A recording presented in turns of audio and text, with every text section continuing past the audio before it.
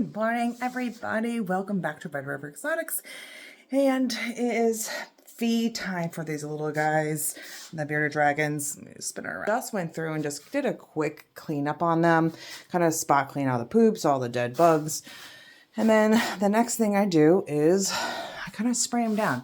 I know there's been some concerns that the dragons are dehydrated. However, that is far from the truth. Every day, every morning, I spray them. And then every evening I spray them. So I just do a quick spray. They don't really like it too much. They run around, but they'll actually lick the water droplets off the side of the tank, off the leaves I have in there. And this is enough hydration for them. I do this really only with my hatchlings, just because they do dehydrate quicker with the heat. Let's see if I can get one if I can show you what they do. But they're looking off their face. So I just go through and you can see that one licking the water droplets off. So it kind of mimics like in the wilds. There's no standing water really in the desert of Australia, which is where they're from. So, but they will have dew, and this is where they get a lot of their moisture, their hydration is from the dew, from the plants that they eat, and from their bugs.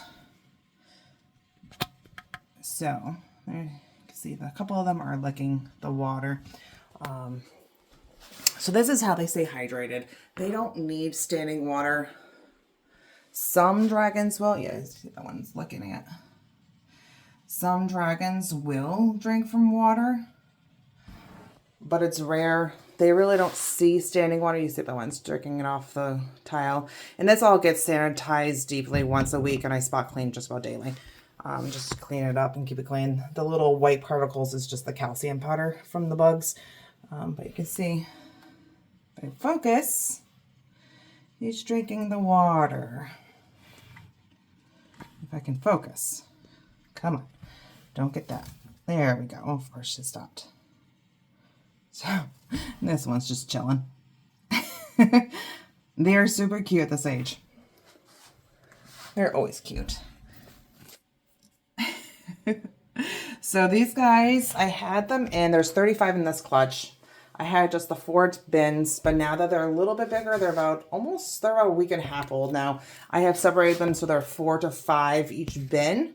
Unfortunately, we can't, as breeders, have a bin per baby. That's just unrealistic, especially when you have 35 a clutch and a couple of clutches. So space is an issue. So I do watch these guys very closely. If they are showing any signs of aggression, they are automatically moved to their own tank. Watching the camera. What's going on? So like I said, if they are showing any signs of aggression, they are separated. I have them, when I saw them at the shows, I have them in a separate container. I put an X so that I know that that animal is more aggressive. And it's not that they're aggressive to people, they're aggressive to their siblings. I just cleaned and you already pooped, guys. Come on. But that's how I do it. If any breeders out there do it a different way, that might be a little more easier, let me know. But I'm gonna get some crickets, dust them with some calcium for them, and get them fed. Thanks, guys.